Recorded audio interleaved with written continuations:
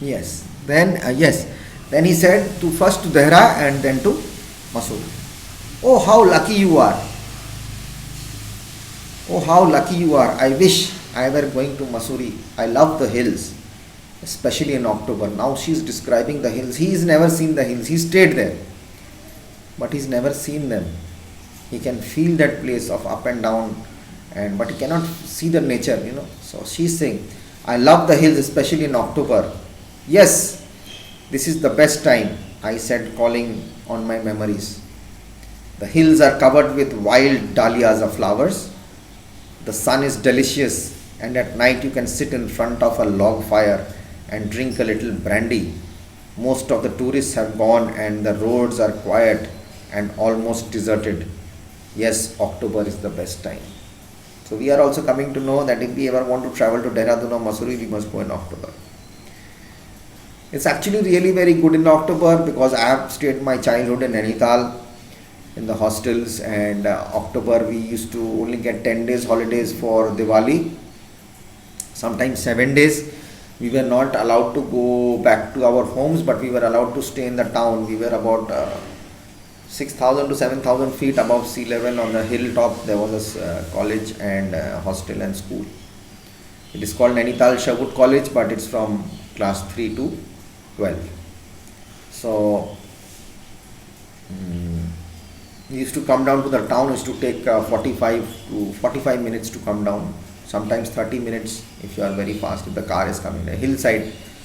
So we come to the town and we used to stay in the hotels and we used to spend our Diwali in the town. So October is very good. Lot of people, tourists come and all that, and we were not allowed to open our uniforms during the morning. In the evening we could wear others. So be with our parents, spend time. Beautiful, and in the night you can sit quietly and listen to the whole place. Like in the hostels also, I used to sit on my window in the night before going off to sleep. We couldn't open the windows because it's so cold. It was very cold. And I used to watch out and see quiet, only small lights, stars above and stars down also. Stars are the small villages, towns below. You can see far away in the lowland from the top hill, 7,000 feet high, you're seeing. So those are also like stars. You can't even see cars and all moving, you can't see them. So you won't be able to see roads also, it's so high up.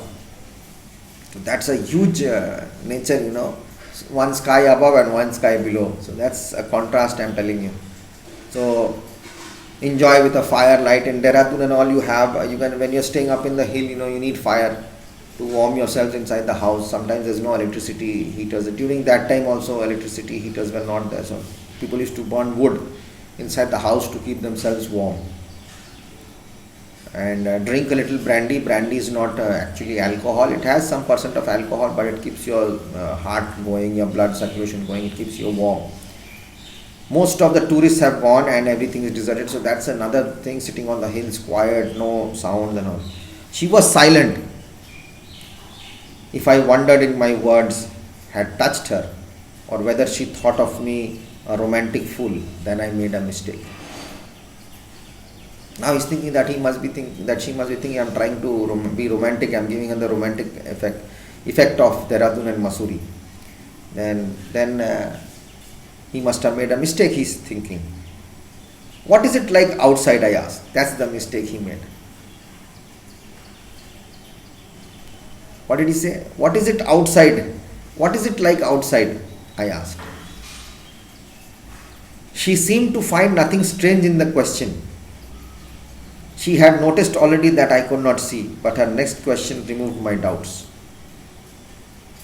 She did not get surprised, but he was thinking if my words have made her think that I am maybe blind, but her next question removed his doubts that she doesn't come to know that she is blind. Nice story. Why don't you look out of the window, she asked.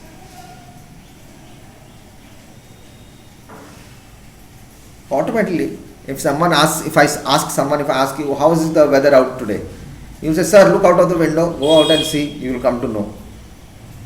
Otherwise, why are you asking? You have eyes, you will know what is outside. You were there in the assembly, you came inside, you must be knowing the weather outside.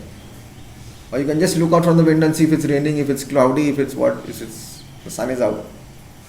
Look for yourself.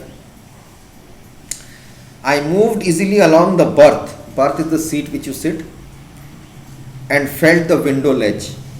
You have to feel, he was feeling the window ledge. The window was open and I faced it, making a pretense, just a false show, of studying the landscape. He just moved his eyes like that. He's not able to see, but he's just looking to make her feel that he is not blind. I heard the panting of the engine, the rumble of the wheels, and in my mind's eye I could see telegraph posts flashing by.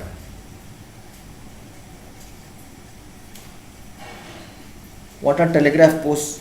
Telephone lines, post office lines, telegraph. Before we used to have telephone lines going from, now it's all underground. So when you're in a train, you see that poles pass by. Even if your eyes are closed, you will know that sound. The train sounds make something is passing by frequently. Those are posts. So he can hear the engine rumbling, the wheels going round, and it's coming to his mind. In his mind's eye, he can see the telegraph things passing away because he's hearing it. Have you noticed? I ventured,